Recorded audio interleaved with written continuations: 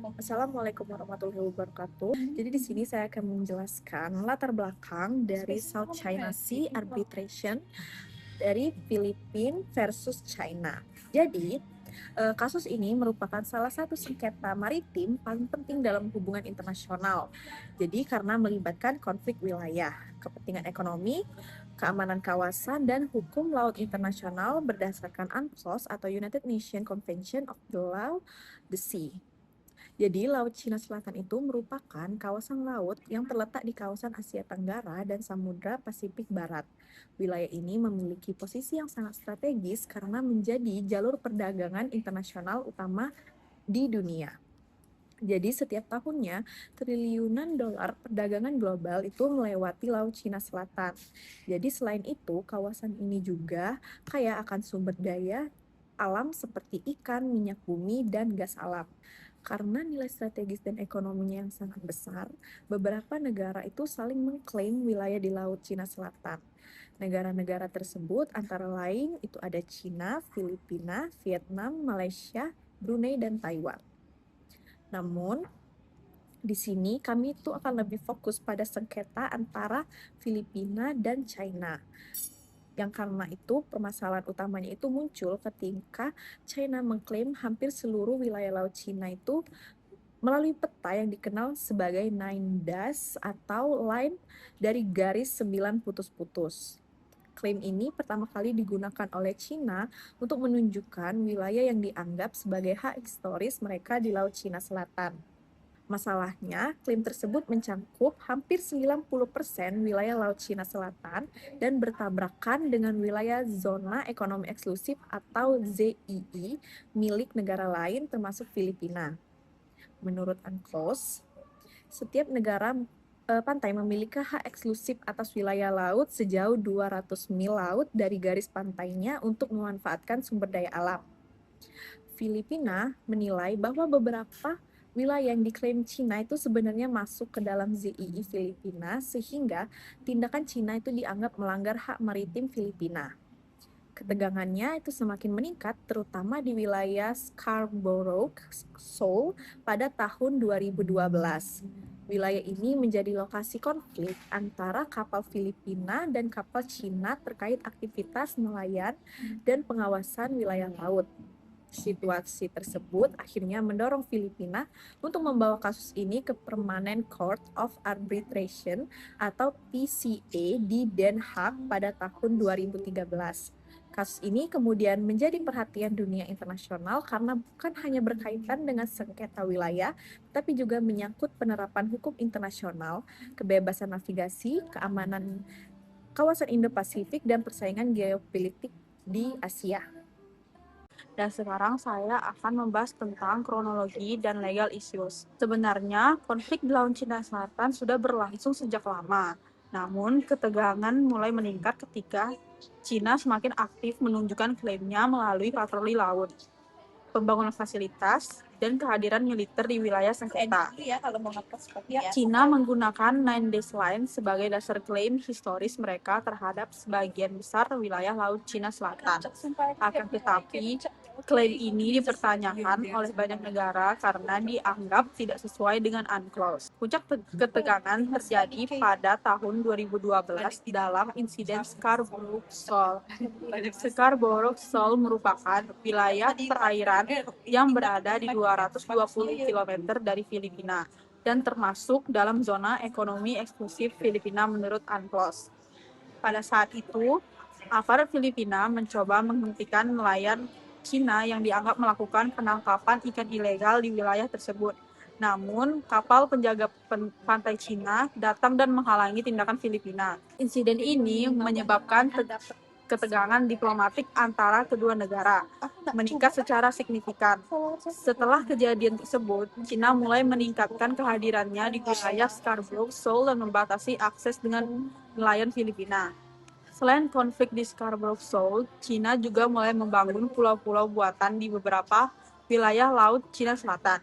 Pulau buatan tersebut dilengkapi fasilitas militer seperti landasan pesawat, radar, dan pelabuhan. Tindakan ini menimbulkan kekhawatiran internasional karena dianggap dapat mengganggu stabilitas keamanan kawasan dan meningkatkan risiko konflik militer. Dalam aspek hukum internasional, masalah utama dalam kasus ini adalah apakah klaim Nine Dash Line milik Cina memiliki dasar hukum yang sah menurut UNCLOS. Menurut UNCLOS, hak maritim suatu negara diukur berdasarkan wilayah laut tertentu seperti laut teritorial, zona ekonomi eksklusif, dan landas kontiner. Dan juga Filipina berpendapat bahwa klaim Cina telah melanggar hak kedaulatan Filipina di wilayah ZEE mereka, terutama terkait aktivitas perikanan dan eksplorasi sumber daya alam. Selain itu, pembangunan pulau buatan oleh Cina juga dipermasalahkan karena dianggap merusak lingkungan laut dan ekosistem terumbu karang. Oleh karena itu juga, kasus ini tidak hanya menjadi sengketa politik antar negara, tetapi juga menjadi persoalan penting dalam hukum laut internasional. Selanjutnya, saya akan menjelaskan mengenai proses hukum dan argumen dari kedua negara dalam kasus arbitrase Laut Cina Selatan. Pada tahun 2013, Filipina secara resmi membawa kasus ini ke Permanent Court of Arbitration atau PCA di Den Haag, berdasarkan mekanisme penyelesaian sengketa dalam UNCLOS. Filipina memilih jalur arbitrase karena menganggap negosiasi bilateral dengan Cina tidak dapat memberikan hasil yang efektif. Dalam pengajuan kasusnya, Filipina menyampaikan beberapa argumen utama. Pertama, Filipina menyatakan bahwa klaim Nine Dash Line Cina tidak memiliki dasar hukum dalam UNCLOS. Filipina menilai bahwa konsep hak historis yang digunakan Cina bertentangan dengan sistem hukum laut yang diatur dalam UNCLOS.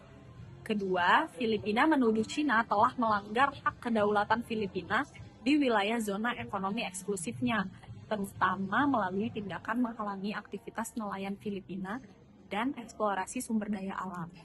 Ketiga, Filipina juga menyoroti dampak lingkungan akibat reklamasi dan pembangunan pulau buatan yang dilakukan Cina di wilayah sengketa. Di sisi lain, Cina ini menolak mengikuti proses arbitrase tersebut karena Cina berpendapat bahwa tribunal tidak memiliki yurisdiksi terhadap kasus ini karena menurut Cina sengketa tersebut berkaitan dengan kedaulatan wilayah, bukan hanya interpretasi UNCLOS. Cina juga menegaskan bahwa penyelesaian konflik seharusnya dilakukan melalui negosiasi langsung antar negara tanpa adanya campur tangan tribunal internasional. Walaupun Cina menolak berpartisipasi, proses arbitrase tetap dilanjutkan sesuai prosedur UNCLOS. Setelah melalui proses persidangan dan pemeriksaan bukti selama beberapa tahun, tribunal akhirnya mengeluarkan putusan final pada tanggal 12 Juli 2016. Hasil putusan tribunal menyatakan bahwa klaim Nine Dash Line Cina tidak memiliki dasar hukum internasional. Tribunal juga menyatakan bahwa Cina telah melanggar hak berdaulat Filipina di wilayah zona ekonomi eksklusifnya. Nah, selain itu, tribunal memutuskan bahwa beberapa fitur maritim yang diklaim Cina hanyalah batu karang atau elevasi pasang surut yang tidak dapat menghasilkan zona ekonomi eksklusif menurut UNCLOS. Nah, putusan ini dianggap sebagai kemenangan hukum besar bagi Filipina dan menjadi presiden penting dalam perkembangan hukum laut internasional. Namun, Cina menolak hasil putusan tersebut dan menyatakan bahwa keputusan tribunal tidak sah serta tidak mengikat bagi Cina.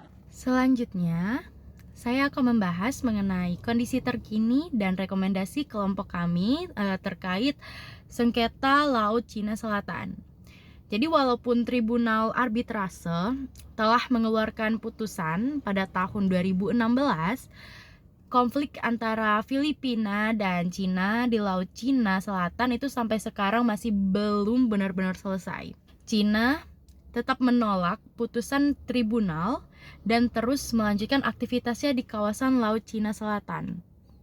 Aktivitas tersebut juga meliputi patroli kapal penjaga pantai, pembangunan infrastruktur militer, serta pengawasan wilayah laut yang diklaim oleh China. Sementara itu, Filipina tetap mempertahankan hak maritimnya berdasarkan UNCLOS dan hasil putusan arbitrase internasional.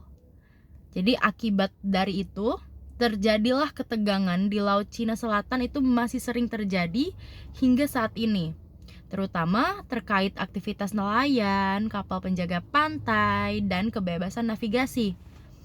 Konflik ini juga memberikan dampak yang lebih luas terhadap keamanan kawasan Indo-Pasifik dan hubungan antar negara di ASEAN. Selain itu, keterlibatan negara besar seperti Amerika Serikat juga membuat situasi menjadi semakin kompleks karena berkaitan dengan persaingan geopolitik dan keamanan regional. Menurut kelompok kami juga, penyelesaian sengketa Laut Cina Selatan itu harus tetap mengutamakan hukum internasional dan diplomasi yang damai.